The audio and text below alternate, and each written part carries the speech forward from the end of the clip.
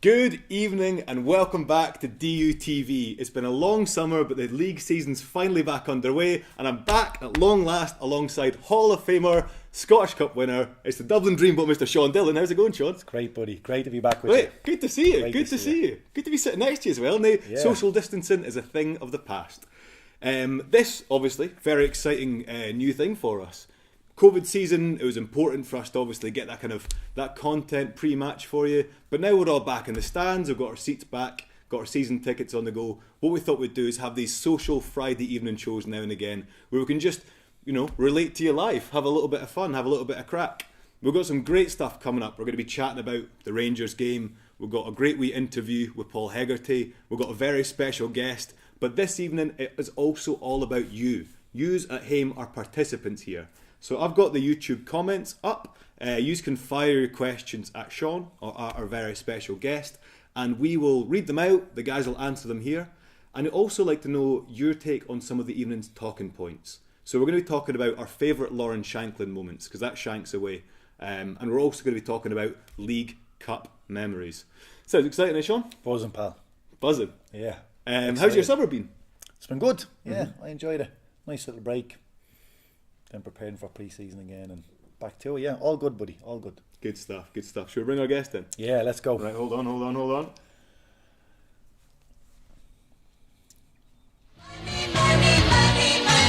it comes. Oh, It's Mr. Mark Connolly. a.k.a. Mr. Teddy Hey, Rossi. man. Drop yourself. Some might cost a lot. But I'm the $1 million Get to that man, later on, don't worry about it. and you will Stop be. throwing your back away from the guy. Right, so, first of all, how are you getting on, man? Good, yeah, thank you very much for having me, lads. Good, rehab's going well. Hoping to be back training the next week or two. Oh, really? Yeah, so that's great. so it's been positive. It's been tough few months, but just good to be back running and stuff, and hopefully back. Yeah, like I said, next week or probably the week after, maybe. No, I've read plenty about you being injured, but you've turned up the size of a house and looking absolutely ripped. Right, that's not. No, looking absolutely rock solid. Look at the muscles. But no, yeah, I've been trying to look after myself. I always try and, if I get injured, I always try and come back a wee bit stronger. That old cliche, but it's something that I've tried to do.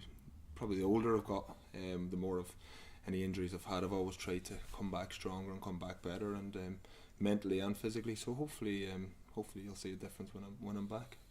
How long? Till I'm back. Yeah, well. I'm hoping. Well, to be fair, I've done my last strength squares with Kyler today, the fitness coach. So I'm hoping to be back training some stage next week, and then probably a week or two to back to sort of fully to be available. So yeah, so hopefully Happy days. back in this week. Yeah, so good. Hey, well, we've got a few people getting in touch already, so we'll say just a quick hello to everyone that's tuning in. We've got Chloe Black there. Good evening, Chloe. Blair Morris, hey pal. We've got Michael Branch, alright man. Mr. Sento, hello. Not quite sure if that's your name or if that's an alias, but whatever it is, you're all very welcome. There's a lot to get through, obviously, guys, but I thought such a great place to start is with that Rangers game. Mark, you're up in the stands for it. I'm not sure if you've seen the footage back, but the full 90, you're sat there with your daughter next to Lauren Shankland, and she's chewing the end of her rucksack for about 10 straight minutes. She was either, I hope she was nervous, because she had plenty of food with her. So, but yeah, we watched something in the stand. Actually, funny enough, that was the first game my little girl's been to in 18 months. Obviously, a lot of the fans as well. So she was so excited and nervous coming back, but what a game to bring her back for. The performance, the way the boys were, the atmosphere with all the fans, it was amazing. So yeah, I was just delighted that the boys could get the win. Great. We'll just crack on the highlights, and the guys will chat us through it as it's ongoing, their impressions of how we set up, some analysis there, and also just how good it was having fans back in the stadium. Let me get this going 2 seconds. Here we are. So it starts, with this Rangers attack. What was it like seeing the stands sort of full, but sort of socially distanced and no away fans? Personally, I thought it was amazing. I thought the atmosphere, I was kind of goosebumps whenever the boys were coming out, and and like just even watching the boys, like I think they were so desperate to get a result and throwing bodies on the line. But yeah, I thought it was just, it made that whole day was just, it was just meant to happen, you know, especially after all the tough times we've had with the COVID and fans not being in, and even winning the championship and not having people back in to celebrate it. I think that was just it was a good setting for everyone involved, I think. Yeah, massively. Sean, you've caught the highlights of this. What did you make of, first of all, what did you make of our defence? That's your area of real expertise. Yeah, look, it was a clean sheet against Rangers is obviously a massive thing, because I don't think many have done it in the last 50 or 60 games, so really good. Look, they had some chances, they had a few half chances, and you know, whenever you get a result against Rangers or Celtic, you know, you need Benji, you know, you need your goalkeeper, you need your back four, your back five, or whatever it is, set up, and you know, you also need them to make sure that they, you know, the couple of chances they probably could have done better with, and you know, potentially could have scored. They had a few chances, but you need that little bit of luck and that break of the ball every now and again. So, but yeah, I think the lads definitely deserve credit for keeping the clean sheet. And I know we talked about back four and back five, but I mean, it was all over the pitch. It was everybody, you know, and it starts from the front. Mark well knows, you know, if there's pressure from the front, it makes your job a lot easier. And if people are holding the ball up and keeping the ball in their half, it gives you a breather away from the pressure, you know.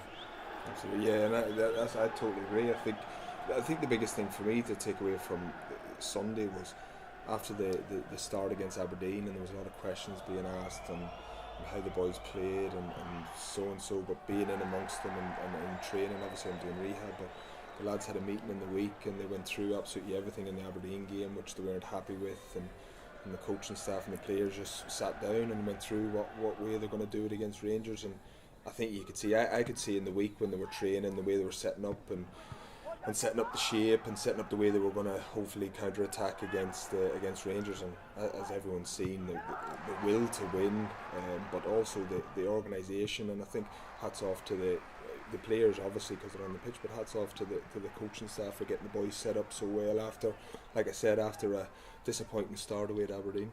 What was the feeling in the group ahead of the game? I think it was that we could get a result. I personally thought we were going to get a result, whether it be a 0-0 or whether it be a draw or whatever, but I felt like we'd get a result. Again, just watching the boys all week, there was no nerves, it was an excitement. Great Tom there by watching the excitement for the boys to go and cause an upset, and like Sean was saying, I think they were all half chances. I don't really think great finish. What a finish! Shin. I could hit his shin. Hey, it's a perfect pinpoint strike. He continues his run. That's the best thing for me, is that, I mean, Adrian, I don't think is looking to pass it to him initially, but the fact that he continues his run and runs off Tavernier, and you know, we get the bounce of the ball. That's just the way it is. But like, going on what Mark is saying there, especially about, you know, they did have some half chances. They weren't amazing chances, and I think to limit a team like them, and a team that has done so much in the last season or so, to half chances is brilliant.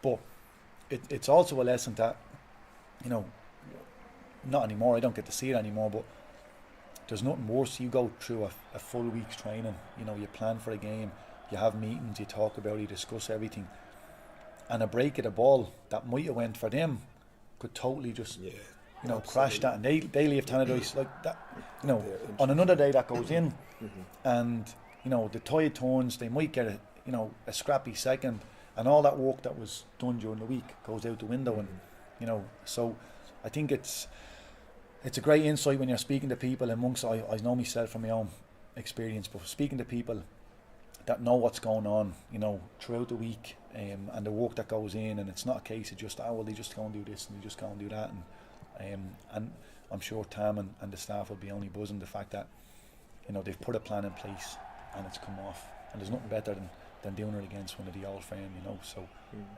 it's quite reassuring as a supporter. It's like, because the Aberdeen game, like, I was lucky enough to be there working, doing some stuff with the club, but it was a nerve wracker coming off the back of that with Rangers. And I think that's why I was saying hats off to the boys and the staff and that for that reaction, because I don't think there was many people thought we'd get anything on Sunday. I think we were ruled off before the game.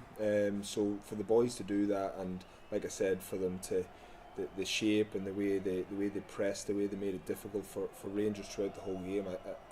Again, hats off to them. I thought they were outstanding. But I do think, and especially speaking to the boys this week, that game's finished. We're absolutely delighted with it. It was brilliant, but the boys now move on. A tough game. Play that one the whole time. I was always going to make an error, pushing the buttons over here. Made a hash of that. Excuse me. No, but I just think like the way we bounce back from it. I think it shows a great desire. It shows that there's. There'll be a different plan in place, and there would have been a plan in place in the build up to the Aberdeen game. Oh, absolutely. I know we obviously mentioned the reaction and having meetings, but you have meetings on a regular basis. You're together all the time, you know, and that's the thing about football. You can go and put on a performance like that against Rangers, and do pretty much exactly the same thing for the week ahead, 100%. And it doesn't work out the same way, and that's the joy and the buzz of football. If it was straightforward, then you know the best team would win every game every week. You wouldn't have people turning up, because they know what's going to happen every week. And I think Rangers kind of got to that point last season where they were playing every game, and I think every time they were playing, you probably thought they're going to win this game, and to be the first team to beat them, sort of in the league in I think it was 40 or 50 games, wasn't it? Something like that. It's only the second clean sheet, I think, in 50 odd or something to that effect. I think it was way off, am I? I've got no idea. I don't know. I'm sure somebody said that the other day. It is the European game was the last time I think they didn't score against a team. So I can believe it. But even Rangers, when they're not at their best, they were beating teams, and they were creating a lot of chances. Like I said, so I think full credit to the boys. It was a fantastic result, and it pushes us on now for. Like the boys have said, even around the training ground, that's the benchmark now. Yeah. So we know we have that in us. Yeah. So that sets a good standard now for us to push on, because, like I said, the Aberdeen game it can be difficult, and then the confidence can come down, and then you go on a bad run after one game or after one bad result. But I think that shows the mindset of the people at the club at the moment to bounce straight back. And to do it in the style against Rangers is outstanding, I think. Yeah. Now, before we move on to our next talking point, we've got loads of folk watching at home are firing their comments in. You can do the same if you're watching on YouTube. Just stick it into the chat at the side of your screen. Loads of questions. Loads of folks just saying hello. All right, Dylan, how's it going? We've got Maz DUFC. Who scored more for United, Mark or Sean? I think I only scored one. I think you got one and you got 7. Is that right? 7. It's the first time Well, I've outscored somebody. For about 25 years. So. Good point. So Sean's ahead with a 7, but you scored the winner, Queen of the South. Yes, really important one, actually. Yeah, at an important time. Yeah. But you've scored a couple of winners. You scored a winner against Hamilton. Yeah.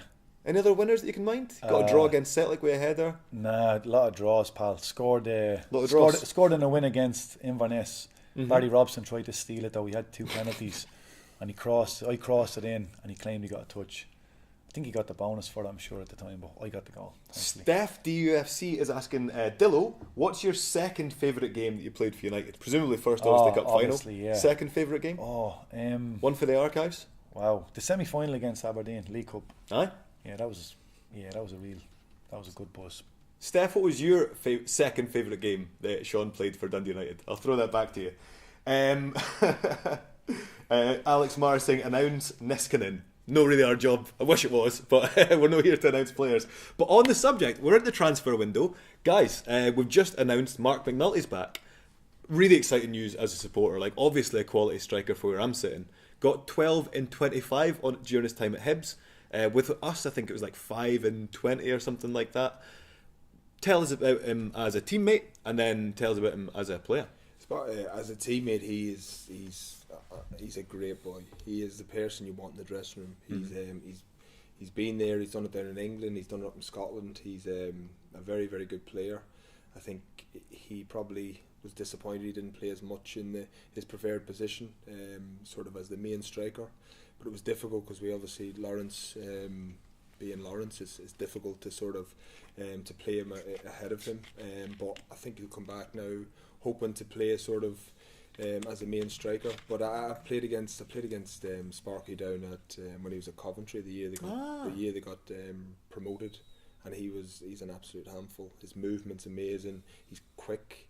he's a really, really good finisher. And again, you can talk about all his qualities there, but the big quality for me is bringing him back into the club. He's got a really, really good personality, good around the dressing room, good with the boys, and all the boys loved him. Even he came back in this morning and everyone was buzzing to see him. So it's an exciting, really, really good sign, I think, and it's good that we know about him. You know what I mean? He's been at the club, he understands the club, and it says a lot that he's went away and he's actually come back, because I think he had a few other options from speaking to him.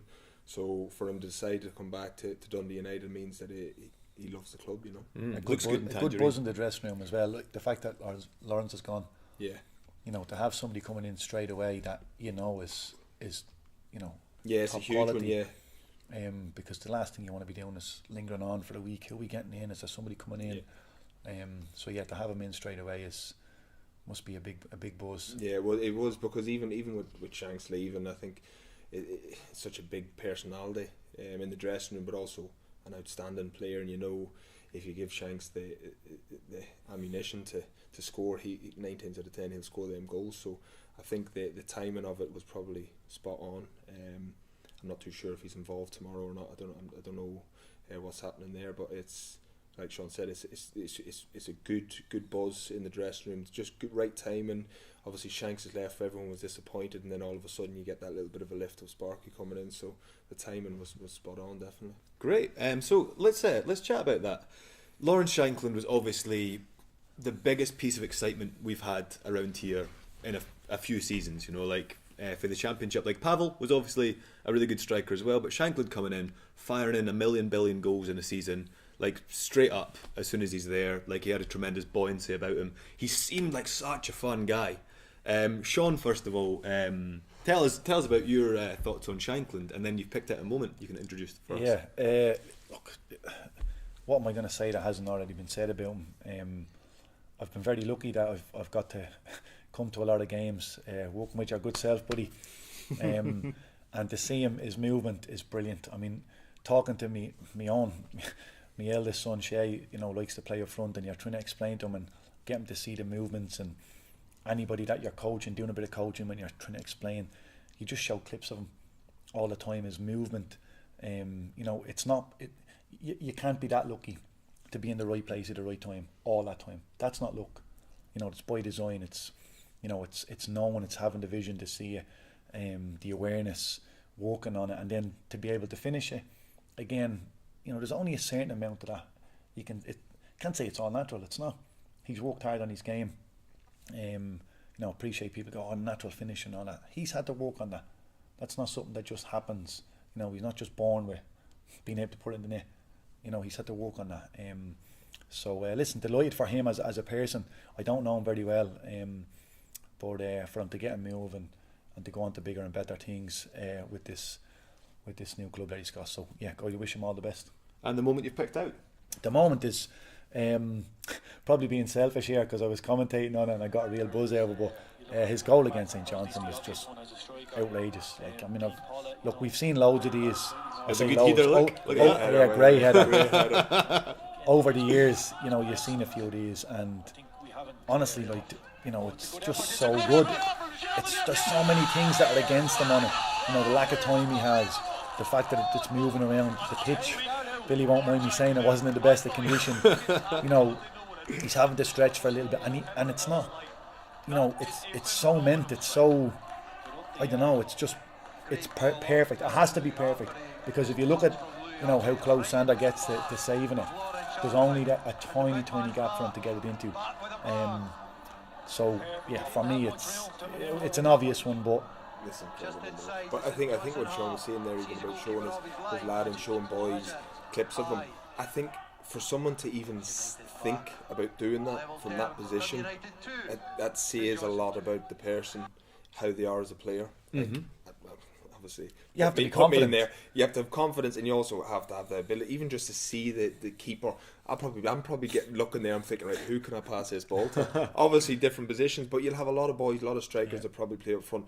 They won't even think about doing that, and it's confidence and trying it, and the strike is absolutely incredible. See, as a defender, like, that was the middle of winter. It was the middle of lockdown. We were 2-1 doing, like, it felt like things were going against us, you know. Having him being able to do that, you kind of, like, did that make a difference for the rest of the season, knowing you got a guy, he didn't bind them in last season, but you know he can pull that stuff out? Did it make a difference? Yeah, it does. I think the biggest thing with Lawrence was last season as well, and I'll back him up on this, that I don't think we created enough chances for him. That's us being honest. I think Lawrence, if you look at all his goals, majority of his goals are in the box. I don't think we created enough for him, but I think he changed his game a lot last year. I think he actually showed that he can hold the ball up more. He was actually difficult to play against, even with his body and putting his body in and putting defenders off. But to have that, to know that he can pull goals like that, the way all his goals last season were really, really good goals. It was very rarely tap-ins, you know what I mean? There was one or two, but I think for knowing that if he can do that, even if we're not creating as many chances, it gives you that bit of confidence to know that we probably will get a goal out of something in the games. Yeah, so I've got one. You yourself were obviously, I think, unbeaten in the derbies, aren't you? This is a cracking goal that he got, and this is all about the way he uses his body here. I just found so thrilling. I was up in the stand, I think. Were you? Yeah. Oh, good man! That's It was class. incredible, but that was him full of confidence, and he was scoring goals, and like you said, his movement, he's just little things like that there. He's such a strong boy. His movement, and he scored so many goals like that there, and defenders thinks he's about to shoot. He's chopping and he's changing his movement. I think even training against him every day, I enjoyed it because you knew something could happen. And even sometimes he's one of them players that even sometimes if he's not doing much in training, 9 times out of 10 if it's 0-0 in a training game, right at the end he's done nothing all training, he'll score. Right. You know what I mean? And they're the type of strikers that Sean's nailing the head as well, but like that just doesn't come natural. You know what I mean? People think, oh, lucky. You're not lucky if you're doing it every single week, and if you're doing it in training, I think it's incredible, and that just says he's a boy that I know him personally. He had a tough sort of early career where he was sort of knocked back at Aberdeen and had a bit of a downfall, but now his rise and he's got his move to a different country. It's a new experience for him. I was speaking to him last night on the phone, so it's a whole new experience for him and his family. And you were speaking to him last night on the phone. Yeah. How is he getting on in Belgium? He was in a hotel room. How's his French or Flemish? He hasn't said anything. He's actually there's a few funny things, but he said, because obviously we were talking about it, but when Adrian came to the club at first, he couldn't really speak too much English. So he said he felt like Adrian when he was in the dressing room when he went in yesterday, because boys were speaking different languages, and Adrian would normally do maybe a voice note in Spanish, whatever, and send it, and everyone would think, what's he speaking about? And Lawrence was thinking, I'm going to do a voice note one day just in front of everyone in a Scottish accent, but he said the welcome he's had from all the boys, and obviously he knows Big Freddie Franz there. He's a really, really good guy, so it's made it easy for him, but again, it's a new experience for him. I think he's scored a lot of goals in Scotland. He was an unbelievable servant for the club, and I think that's probably a big thing. When he's leaving the club, everyone's disappointed. I think everyone's disappointed that we're not going to have him here, but also I think it tells a lot when everyone's sort of happy for him to go and try something new. And I think that says, not just as a player but as a person, I think people kind of got to know him as Lawrence Shankland. He's obviously a football player, but he's also a good guy, and I think everyone's really hoping that he goes there and does well, and I'm convinced he will go there and score a lot of goals. 100%. I think, like, we can all agree we'd love to see him back in the Scotland shirt. He'll always be one of us. He'll always be part of the crew here at Tannadice, like an incredible servant to the club during his time, and he seems like a lovely guy. We've got loads of questions coming in. Do you mind if we go to a few fan questions? Yeah, absolutely. So we've got Richard Price. Mark, do you prefer 3/5 or 4 at the back? Which, if I'm playing, I don't really mind now.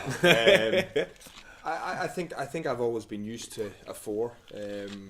Again, growing up when I was younger and playing, there was no really such thing as a 3. That was back in the day. Obviously, football's changed. But I don't mind it. You know what I mean? I generally, that's probably dodging the question. I would say I would probably prefer to play in a 4. But I also do enjoy playing in a 3. I like playing in the centre of a 3 because I'm more of a talker and stuff, and I can feel like I can organise more in the centre of a tree, but whatever position I'm put into, I'll try and do a job, you know what I mean? Yeah. No, I believe it. Centre of a tree is a handy number, isn't it? On you go, lads. We'll just use bomb bit on, of cover around get us. the other side, use bomb on, I'll just cover and the sweeper. The sweeper's back. So you prefer a tree if you're in the middle? I prefer 3 if I'm in the middle. Sound though. Steph DUFC says our second favourite Seán Dillon game would have to be the 6-2. Oh yeah. Right. Absolute belter. So that was another 6-2. I don't know if you're aware of it. I know, I'm aware of it. Yeah. That was Hogmanay, I think, and like the entirety Scrap of the Candice. semi-final. Let's go with that one. Yeah, no, it was a belter. Really enjoyable. Sorry, there's loads of stuff coming in. Question for Dillo and Mark. What is this is from Shan. It says Irish name. How do you pronounce that? Sorry, Seán. Shan. Cheers, lads. I've got the experts here. Sorry about that. Shan Cregan. Question for Dillo and Mark. What is your most memorable game in a United shirt? You can't mention any of the last 3. Oh wow. Most memorable game in a United shirt. Mark first. This guy's got to blow the dust off the archives. He's got. So I can't mention the 6-2. Nah. No. Okay. I'll probably go back. No, do you know what one was I actually really enjoyed? I enjoyed the Inverness game. The playoff? No, it wasn't the playoff. It was the one when we won the league. We won 2-1 at home, and there was a lot of we were quite a few points ahead at the time. Mm-hmm. And it was kind of getting a little bit tighter. You could see if they won that game that night, it was raining quite heavily. It wasn't a great game. It was one of them ones that we had to roll our sleeves up and. I was going to say the Queen of the South game that I scored, but probably that Inverness game when you kind of knew we win this game, we're probably going to go on to win the league, which we did thankfully. But that was probably my favourite game here. Another question. Sorry, Sean, you please. He's still thinking. The cup games are obviously really memorable. So Rangers here, Dave Robertson. Yeah, probably that one because the atmosphere was a joke. It was so good. Phenomenal. Can't wait till it's really bouncing again. Yeah. It's going to be amazing. It was great against Rangers, obviously, but I can't wait till it's really packed in. Some folk have suggested we didn't get to kind of win the league in person the way that we kind of hoped to do it. Would you like a wee kind of a trophy parade or something? Or we bring it out here, get a flag up, or of course. I think when you win stuff, you've got to sort of celebrate and you've got to enjoy it. It is difficult because it was so long ago. But certainly, listen, if the fans want to do it, then I'm sure everyone would be open to it because that was very, very difficult to not be able to celebrate with the fans, with my family. You know what I mean? You don't. In my career personally, it hasn't happened to me often. So when something like that happens, and then you think, oh, how's your luck? When you get them chances to celebrate them, because certain people don't get them. That happens much in their career, so unfortunately I didn't get to celebrate it. But listen, if they want to have a ceremony here, we'll crack on. Look at that smile! He's desperate for it. He's desperate for it. He deserves it. He deserves it. It'd be such good fun as well, like because we were doing there for a long time. We were just toiling and toiling. I'll keep going. I've got loads of questions. Mark You're just says, here. What are you laughing at? Just capital letters. He scored with his arse, and he certainly did. Michael Gold, boys, chips with cheese or chips with curry sauce? I don't like cheese. They didn't eat that sauce. Chips and cheese or chips and curry sauce. Look at these physiques. They're not eating that. Just chips. Pork chops and that, eh? Chips, obviously. Cheese and curry sauce. Chips, cheese and curry sauce. Dillo, would you come back to United as a coach? Oh, I'd love to. Would love to. Yeah, obviously. Sorry, I've lost track of who even asked that. It's in the feed somewhere. I'll get back to you. Aaron the Arab Connolly, would you consider becoming a coach at the end of your career? Yeah, that's. I've done my UEFA B licence. I'll probably go into a little bit of a thing here, but yeah, just before my father passed, we sort of spoke. He's always said for the past how many years. My dad was a Gaelic coach, so he kind of said, "I want you to win. I think you'd be a good coach. I think you'd be a good coach." So I went and the club, luckily enough, let me go and do my UEFA B licence. And the first day or so, I was kind of like, "Oh, I'm not too sure about this." But when the week had finished, I was all in. It was something that I'm desperate to do when I finish my career. But yeah, that's the aim anyways, to become a coach when I finish. Great. Quick one. What's the worst piece of advice you've ever received? asked to both of you. That's Adam McAdam. The worst piece of advice. Get your finger out. Heard that a few times. Don't eat yellow snow. That's bad. No, that's good advice, isn't it? Well, I don't know. To be fair, what bad advice? I'm quite lucky. Good people around us. Yeah, no, to be fair. Struan Gatherer is asking, good evening Struan, by the way, and thanks everybody for your questions that read out so far. Yeah, but only Struan gets a thank you. Yeah, well, I'm doing my best here. Look, I'm obviously no that competent, and thank you for forgiving me. Obviously, no Struan. No, I don't. I'd like to know Struan. I've not got many pals. If you want a pint, Struan. Where do you think? What is the goal within the group for where we're going to finish this season? For me, and where should they finish based on the squad they've got? So where do you expect to finish? Where should they finish based on the squad we've got? Where should we finish? You're always going to say we should be finishing the top 6. I think not just because of the squad. I think because of the football club. That's the simple answer to that one. I 100% feel, and especially after seeing the boys on Saturday. I think we can finish in the top 6 if we. Yes, come on. If we can perform like that, but I think people always say where we're going to finish, but I think we should always expect to finish in the top 6 at this football club, and I think that's probably the best way to put it. Yeah, brilliant. And yeah, listen, I agree. The fans expect it. The people involved in the club expect the club to be up there all the time.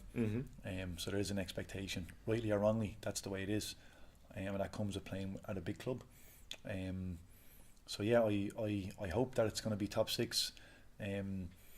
But as we know, football is a funny game. After the Aberdeen game, would we have been thinking that? After the Rangers game, so things change very, very quickly. Having the consistency week in, week out, hopefully will come. And yeah, hopefully we'll be looking at a top 6 finish. Guys, I'm going to get to the rest of your questions as soon as I can. There's loads and loads pouring in. It's brilliant. We're going to play a feature with Paul Hegarty soon. So during that, take a minute to fire in the rest of the questions. We'll devote as much time as we can at the end to making sure that yours are read. But first, we have a different quizmaster. Mr. Seán Dillon has been preparing a bunch of quickfire questions. So let's go to the end. We've robbed a bunch of quickfire questions. So let's go to our mastermind angle. And guys, answer as quick as you can, Mark. Absolutely. Right, we've robbed these. Okay, so just prepare yourself. Okay, very simple stuff, pal. Your favourite TV programme? This is quickfire. Suits. Suits, okay. Last movie you watched? Keep it clean, dinner time. Kids movie. Basketball one. Space Jam. Love that. Was it good? It was alright, yeah. It was better than the original? Nah. Oh, fair enough. Favourite movie? Favourite movie was, I like Behind Enemy Lines. Okay. Favourite band? U2. Best meal? Spaghetti bolognese. Drink? Alcohol? Anything you want. I didn't say alcohol. I just said drink. Guinness. Favourite car? Jag. Holiday? Ireland. Are you a night out person or a house party person? Can't say both. House party person. Okay. Favourite superhero? Superman. Alright. Fancy dress outfit? Joker. Oh, other sport? Gaelic. Nice. Job away from football? You're too engrossed in football, aren't you? To think about it. Yes, you're spot on. Job away from football, PE teacher. Okay. Favourite subject at school? PE. Right. What scares you? Heights. Best keeper you played with? Benji Segrist. Toughest opponent? Lacazette. Oh, nice. Best performance?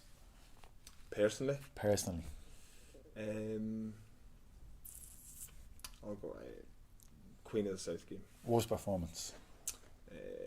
Livingston at home. Oh. Best atmosphere in the game you played in? 6-2. Most hostile atmosphere? 6-2. Good answer. Moment you still think about? Not getting to celebrate winning the league. Okay. Favourite game you ever played in? Again, probably the 6-2. All right. Loads of 6-2 talk, isn't Loads it? of 6-2, Everybody yeah. be buzzing off that. Biggest regret?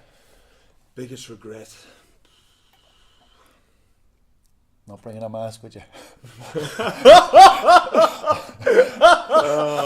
Perfect. Aye, yeah, perfect. Favourite goal?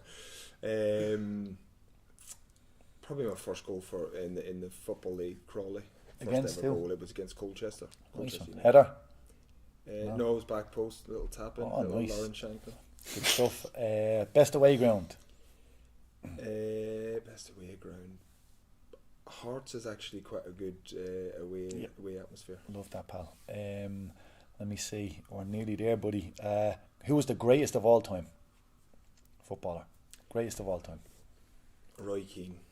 Lovely. Favourite Irish player? Roy Keane. Best player you played with? Probably Gary Cahill. Nice. Best teammate?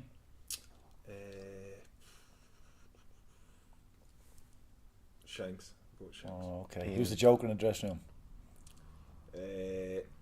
Sparky probably, because now he's back in. There's a few Sparky, Clarky, or Big Charlie's a funny boy. Right. Worst dressed since?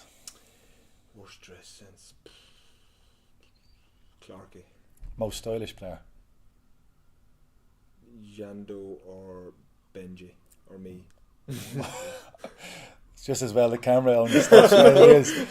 No. Who's always on their phone? Who's always on the phone? This is not quick fire, is it? It's as good, man. Who's always on their phone? It's quicker than I get anyway, that's for sure. Probably Chalmers. I'll sit beside All right. Chalmers. What's your favourite season of the year? Christmas time, yeah, I love Christmas. Oh. We'll say winter then. Winter. Right, what do you like? Cats or dogs? Dogs. Ronaldo or Messi? Ronaldo. Oh, Robbie or Mickey? Robbie. Adam or Tony? Tony. Nicky Clark or Dean Milne? Dean Milne. Lovely. Who's your sporting icon? Roy Keane. The person you most admired in your life? My dad. Lovely. And the last one, pal, if you could change one thing about your appearance? My hair. Lovely. That was brilliant, mate. Well done. Brilliant. Guys, That was very quick. A lot quicker than I expected. I can tell you folk at home were loving that as well. That was excellent. God. Thank you so much. Well done, Good obviously. stuff, buddy. Hey guys, we're going to take a quick breather. We're going to show an excellent interview with the legend that is Paul Hegarty. He, of course, was the first to win the Cup back in '79. He talks to us about that victory and about the League Cup and a little bit about his time with United. So we'll see you just after this. Well, the League Cup, as you well know, is the third biggest cup in the Scottish game. I must admit, I was maybe a bit naive because I'm coming from Hamilton, which was a part-time club, coming to Dundee United, just hoping to get a regular game. I never really gave any thoughts about can we get silverware because our past history wasn't good, but like everything else, we Jim brought in better players, and that happened over a course of 4 or 5 years. The League Cup to me was like every other cup. You wanted to win it, but our past history, whether it was the Scottish Cup or the League, wasn't good. So, when we did start to get a bit better, especially in 78 and 79, then obviously you realise that, well, when we get an opportunity to do this, like now, Ali, you've got sections. Really all you want to do is obviously try and top the section, which we did quite comfortably eventually, and then obviously progress into the quarterfinals and the semi-finals. But once you started to get there or thereabouts, we had probably reached a semi-final before we had won the cup in 78, 79. But like everything else, Ali, wee Jim was a hard taskmaster. He demanded and wanted you to win every game, whether it was the Forfarshire Cup or the Scottish Cup or the League Cup, as we're talking in our case. So from that point of view, Ali, we were under pressure all the time, and we had to produce the goods all the time, because if not, you didn't play. Well, the cup final, obviously the replay was at Dens, which is a happy hunting ground for us. That game, Ali, was quite good because we were from day and night, from the game on the Saturday, obviously up to Dens, and Willie Pettigrew scored a couple of great goals. The first goal was a real typical striker's goal, and obviously the second goal, Willie managed to get on the end of things. But like everything else, you go from the sublime to ridiculous, from playing poorly on the Saturday to actually overrunning Aberdeen in the replay, and Bannon was in his element. The park that night was very, very hairy at Dens. Wee Luggy was tormenting the Aberdeen's back four, and obviously one of the goals that Wee Luggy played the ball into Willie Pettigrew's head, and obviously sneaked in at the back post to dispatch the goal away quite easily. The third goal, just quite a big punt up the park. Wee Luggy got on the end of it. It was a 1v1 against Willie Miller, captain Aberdeen, and Wee Luggy shot, and it managed to hit inside Willie's leg, and obviously bamboozled Bobby Clark, the goalkeeper, to manage to make it 3-0. But the game reflected on how we played. We played with aplomb, we played with a lot of confidence, and I thought we were really clinical with Pettigrew scoring a couple of goals and Luggy. And then obviously, managed to see the game through from our point of view, no losing a goal, which was vital for us. And obviously, we Jim and the 27,000-28,000 fans were delirious, and it was a monumental thing for Dundee United, and obviously for the fans especially. And there it goes, the final whistle. United have won the Scottish League Cup. There is Jim McLean, having been near honours so often, and this is United's first major win in their long history. You're delighted to win the cup, but probably more relieved because it sets a precedence. It gets the monkey off the back. The nearly team doing this and doing that. We managed to do that, and you're right, it is a catalyst. It was a stepping stone to obviously bigger and better things, and we never really thought that way because we were under severe pressure with wee Jim all the time, because he wanted you to improve, he wanted you to win things, and he was ruthless in that way, and the players became that way. They became ruthless, wanted to win more silverware, which we did. Willie Pettigrew was a player that improved the club up top, and obviously a wonderful goal scorer, not just for Motherwell but for ourselves, and a player that you could rely on when balls were played into the box alley. He was a clinical finisher, and obviously done us a real turn that time against Aberdeen, scoring a couple of wonderful goals. And I think David Dodds probably learnt a lot watching Willie Pettigrew from the side, and obviously when Willie left to go to Hearts, I think there was Dodgy and Luggy up top, and they were a prolific force as well. Obviously, I played with obviously Davy Neri for a good number of years, 12, 13 years. We played together. People say it was telepathic. Well, we spoke about that, Davy and I, but we never ever thought that. We just gelled quickly, knew each other's game fairly quickly. We were probably fairly intelligent football-wise, and that helped.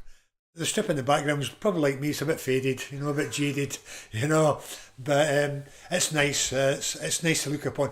More so now because I've got grandchildren, and they hear their classmates saying, well, your papa played for such and such, and then they'll come back home to me and say, well, where's your medals or where's your football strip? And that's probably the only time it ever comes out, Ali, because they want to see it for themselves. And obviously I've got the strip out today, but it's lovely. But my biggest pleasure really is that you saw a lot of fans on a lot of occasions very, very happy because they work extremely hard during the week, and when they pay good money to come and watch you and watch your team, you're there to produce the goods, and you'd like to think that you did it quite a few times. Obviously, absolutely incredible. I think Paul might be watching the Hamish, so thanks very much for having us round. It was honestly such a privilege and a pleasure. Sean, he's a man you know well. Mark, you were saying he actually came in last season. I'm not sure I was aware of this. Yeah, the old manager Mickey brought him in.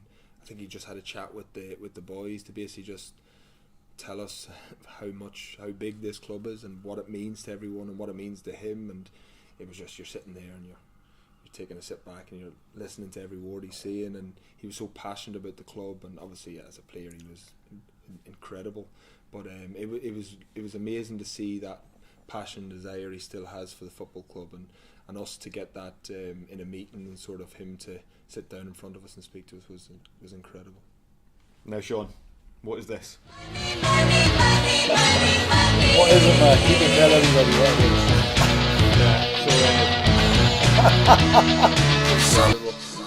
I never thought I'd be sitting here years and years and years to come and we'd be having this. But yeah, I when I was younger, I got Bolton bought me from Wolves for over £1 million. So, and I moved up to St Johnstone, and I lived not far from Sean. But we were just speaking about that earlier, about like you move at that age, and I was a young boy at the time. I think I was just 17, and to get someone to spend that money on you, I think at the time you don't actually think about, oh wow, that's a lot of money. I thought it was cool. That was pretty much it. I thought it was cool, and It is killing me. it is cool. But it probably I look back now and I grow up, and still haven't grown up fully, but I'm growing up, and you look back and people say, oh, you shouldn't have regrets. You don't have, and I have a lot of regrets. When I was a player, like I was settled at Wolves. I was captain of the youth team from like 16s. I was captain in the reserves at times. I was taken out of college. We done college on a Tuesday and Thursday. Mick McCarthy took me out of college to train with the first team. So I was going on the right path, I felt, and then I was badly advised by people over in England to move to Bolton, and I moved there, and not just my football career, but my personal life. Mentally, I struggled. I was given a lot of stuff at that age that I wasn't able to cope with. And the only grace that I probably take from it all is that if I ever go into coaching, or even now that I'm still playing, you can see younger boys that maybe are going to move down or move wherever to a sort of a club that maybe a bigger club, maybe earn some more money. If I can give them any advice, I would love to do that, because like I said, not just the football side of it, probably the mental side of it, for quite a number of years after it. I really struggled because I was immature. I was a young boy, and you don't realise until you get older, you have kids, you look back and you think, geez, I wish I didn't do this or wish I didn't do that, and that's what I mean. Like, I have regrets about it, but I don't sit about and think about them all the time. But I do think now, right, what can I do with that? How can I change as a person? How can I help someone else? And that's the biggest thing. You can offer help, and I've been there. I was leaving Wolves to go to Bolton. I had Arsenal wanted to sign me, Blackburn wanted to sign me. I was going on a spell of, I was a good player and I had the opportunities. Unfortunately, I moved, and I was living in Manchester city centre at 17 years of age in a flat by myself. Everything, it was, a lot of it was a recipe for disaster. I didn't get enough help from the football club. I didn't speak to my parents enough about it. They're back in Ireland. It's a totally different environment where I'm from. It's a little small town in Ireland.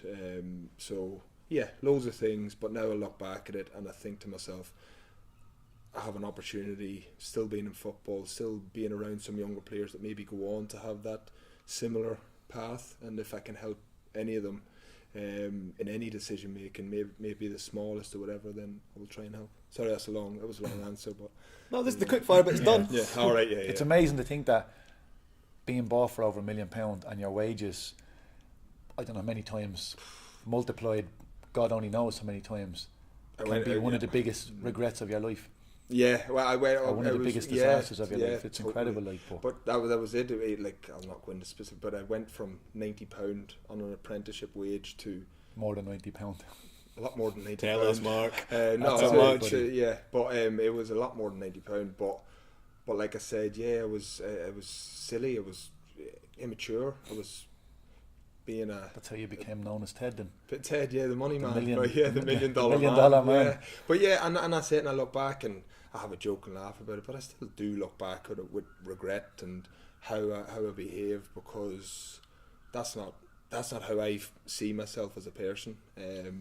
But if I can change and help anyone else and be a better person, it's definitely made me grow up in a lot of areas. It's taken me time to grow up, still growing up, but yeah, it was a tough time. It was a tough time, that, and I look back and I think I had mentally over years and years ago now, and thankfully I'm good, but years ago I probably struggled mentally because of them situations and what happened then, but I never dealt with it, you know what I mean? It was lingering in the back, stuff that happened, and I never actually full force and went, right, what's wrong with me here, I need to deal with it, and then eventually I did, but yeah, I wouldn't want anyone sort of to feel that way, because at the end of the day, it's life. It's not football. Football is our lives, and I was speaking to Dilla earlier about it. But it's tough, and sometimes when you don't have a big network around you, and you don't have many people to bounce questions or get advice from, it's quite difficult. And that's certainly something that whatever level I go into coaching, I would like to coach at younger age, because I feel like I can help younger players from experience, what I've had, and also knowledge of the game. But if there's any boys, there's a few young boys at the club, if they're ever moving on, and like I said, they'll always have my number to give me a text or give me a call if they need anything. Ah, beautifully put. It's really good to hear that, because you're only 29. You're talking some elder statesman of the game. You're only 29. It's not. I've been about a while. But it's great to hear that there is somebody that's got that.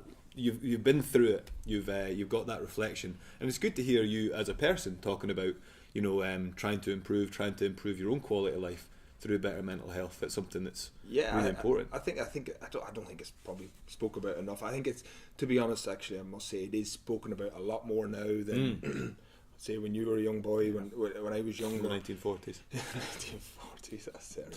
During the war. But clubs are looking after players better though. Yeah. You look at the amount of staff that people have and the protection they get, especially obviously at the bigger clubs, and you can afford to have more staff and look after players a lot better. Players, yeah. No, definitely. I think that was, like I said, I went from living in digs with a family who I'm still in touch with at Wolves, who were amazing for me, to then moving into the city centre of Manchester at 17 years of age. Never lived by myself before. Chaos. It was, but at the time you don't think that. You know what I mean? You think this is unbelievable. I want to get this. You're still a foreigner. I think if you come over, you don't have the language, or you're coming in from further afield, if you like, you'll probably get looked after that little bit more. Yeah. But you're English speaking. It's Ireland. You're not. No, you're spot on. It's that little. You're probably there's an expectation put on you, and at 17, I don't know. What I was like at cooking at 17, or looking after yourself.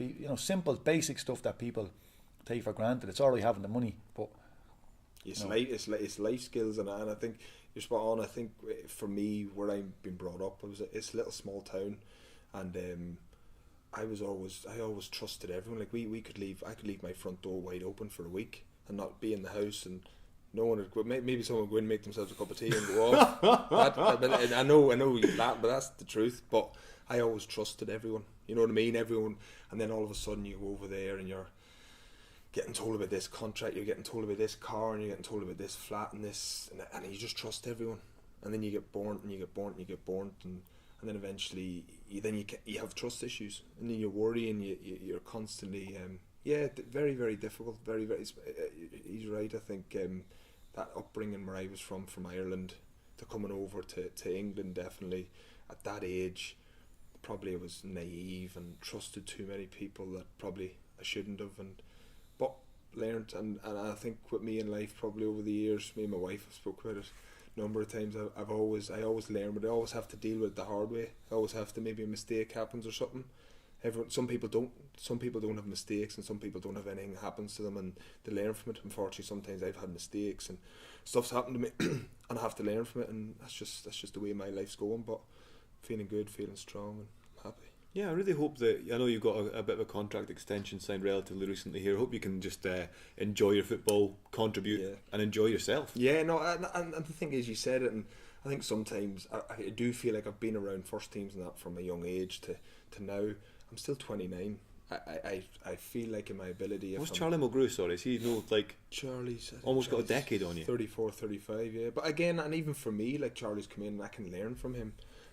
I know what I can learn from Charlie. But for me, I'm 29, and I feel like if I'm fully fit, injury free, I definitely can help this club. If I'm back in the field and even if I'm not behind the scenes or in training, just trying to be that thing. But some days I do forget I'm still 29. You know, my hairline and stuff is not great. Oh mate, your hair I'm looks not saying fine. that, mate, Your hair don't looks worry. fine. Yours looks a bit shiny. Sorry about that. I'd set the lighting up to sabotage the man. Did I like you? Guys, we're so close to running out of time, and the fans have put in so many questions. So if you don't mind, I'll just come through and get. Sorry, Andy, didn't mean to call you Adam. I'm getting it wrong all over the place over here. I know. So what? AstroTurf. Someone's asked about. Is it like should AstroTurf be allowed, and does it make a venue tougher to go and play? Perfect. I'll go first. I personally don't enjoy playing on AstroTurfs. That I've just been used to when I was growing up playing on grass pitches, whether they're really bad or really good. That's what I was used to.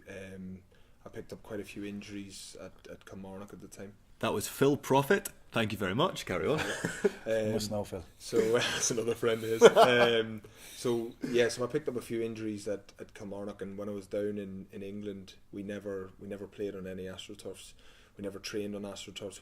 They'd rather us go to the gym.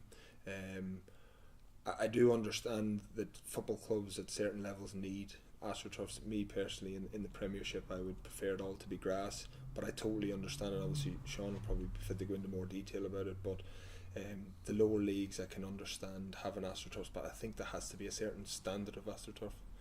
That's my absolutely. Yeah, the standard is the big thing. I've got used to playing on AstroTurf over the last few years because the majority of teams that we play against, obviously every home game is an AstroTurf for myself, so it's just part of it. And with the smaller clubs, God forgive me for saying smaller clubs, but they need the income. You know, renting your pitch out, you know, for any amount of hours throughout the week, can be a massive loss if you have to have a grass pitch.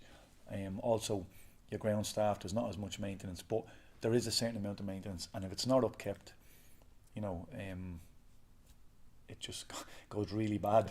I'm not going to name any clubs, but you know, we're a fan of artificial surfaces in general. I don't mind. Yeah, look, I've got used to it now. I definitely. We talk about the hair.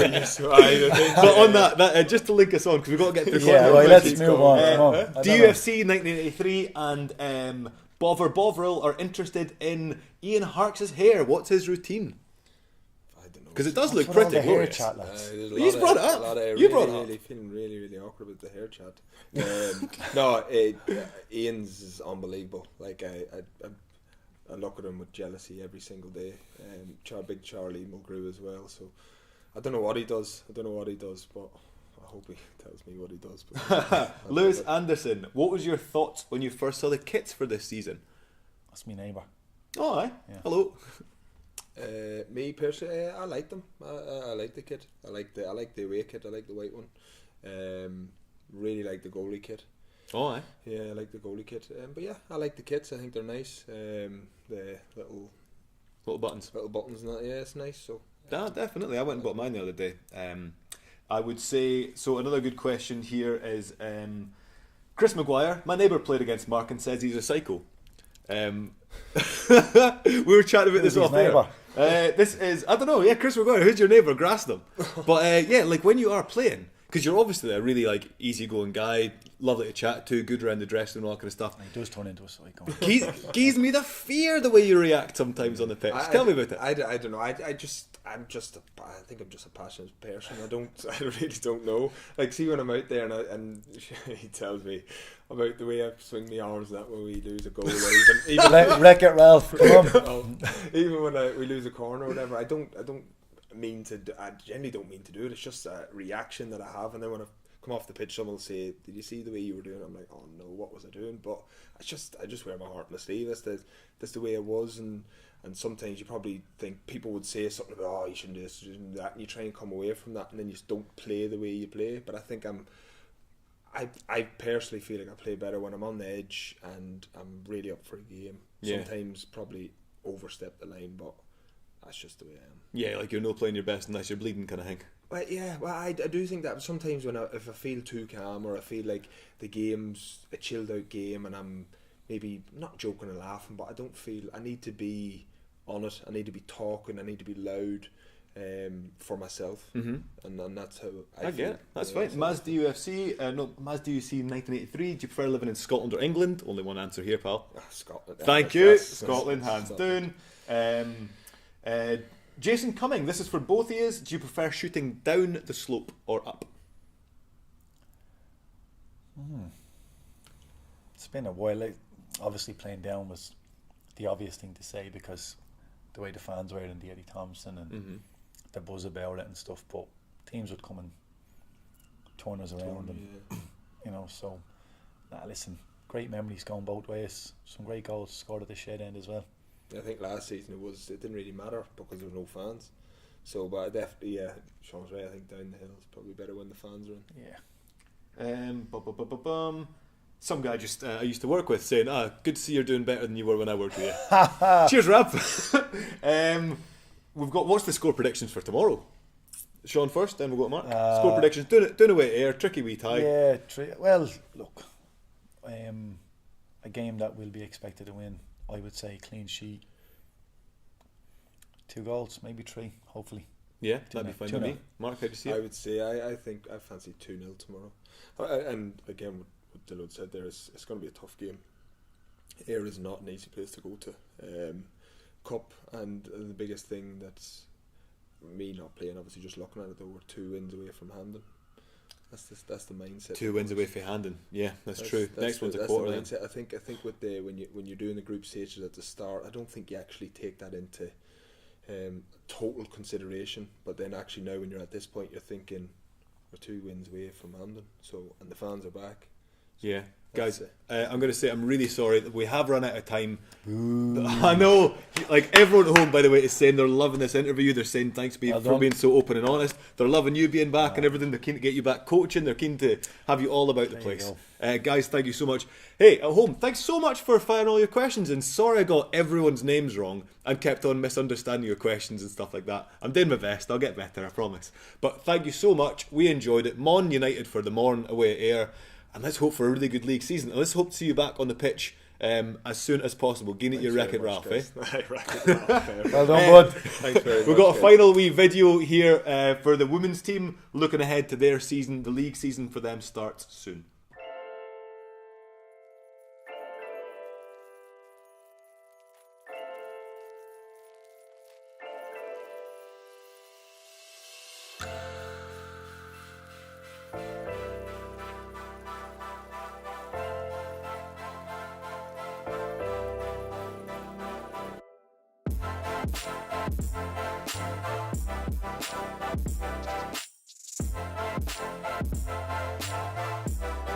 My name's Georgia Carter and I'm the Girls and Women's Development Officer at Dundee United Community Trust.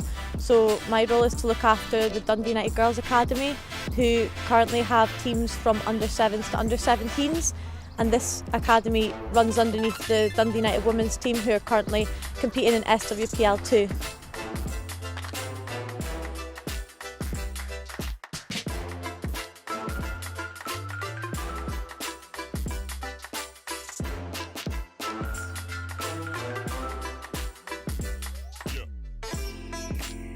Football has always been like a big part of my life. It's something that I've really enjoyed, and my enjoyment and love for the game's something that I love to pass on to the girls that are currently in Dundee United Girls Academy. So I'm hoping that girls as young as 5 years old will continue playing all the way up to like being an adult and taking that through hopefully into the women's team. Because I love the game and I like a challenge, so obviously I just joined in October, so it was something different, something fresh, working with new people. And I think in the game you're always faced with different challenges against what teams you play against, so I like working hard, so it's all about building me as a character, and then obviously working for other people as a team as well. And yeah, just being on the same page as the same people, same goals that we all want to achieve, and sort of strive together as a team to achieve those goals. It's a great place. We have a great bunch of girls, and we all gel together. They are here willingness and to learn and grow as a group, and they put the hard work in, and there's no reason for anybody not to want to come to this club, and that's the kind of people we want. We want to attract good players to come who are hard working and passionate about coming here.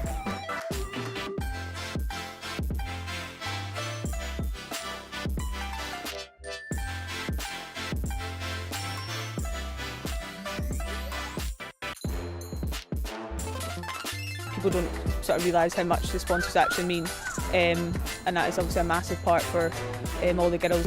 We need that to be able to grow and be the best that we can be, and without them it's not achievable. By securing more sponsors in Dundee, it would really positively impact the lives of the girls within the Dundee United Girls Academy, as it shows our intent to continue providing more opportunities for girls within Dundee to continue playing football and enjoying it throughout their years.